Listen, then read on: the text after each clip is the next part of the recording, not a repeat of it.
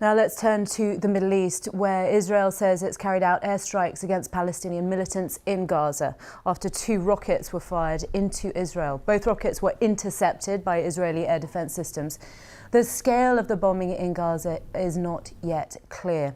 Tensions have escalated in the region following an Israeli military raid in the occupied West Bank on Thursday, in which 9 Palestinians, both fighters and civilians, were killed. Israeli security forces say they entered a refugee camp in Jenin to arrest members of an armed group, the Islamic Jihad, who they accuse of planning a major attack. It's been the deadliest day in the West Bank for several years. Our Middle East correspondent Yala Nell reports from the scene. Heavily armed Israeli forces arriving in this crowded urban refugee camp. There were explosions and gunfire in 3 hours of fierce battles with Palestinian militants. Ambulances struggled to reach the mounting Palestinian casualties. Still smouldering, the Israeli army says it targeted Islamic Jihad militants hiding out here, acting on intelligence that they were planning major attacks. 3 men were killed in this house and another arrested.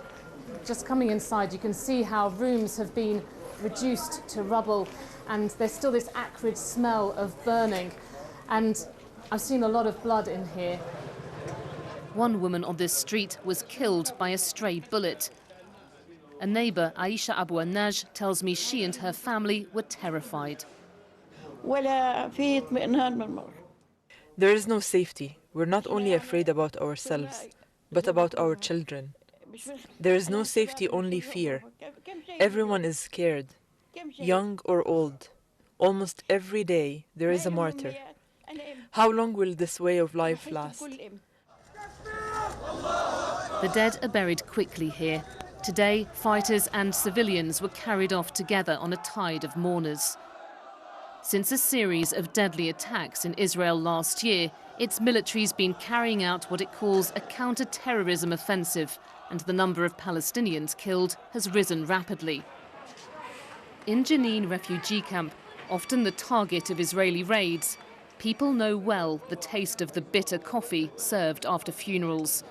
As the crowd gathered here, Palestinian officials announced they'd stop cooperating with Israel's new far-right leaders on security.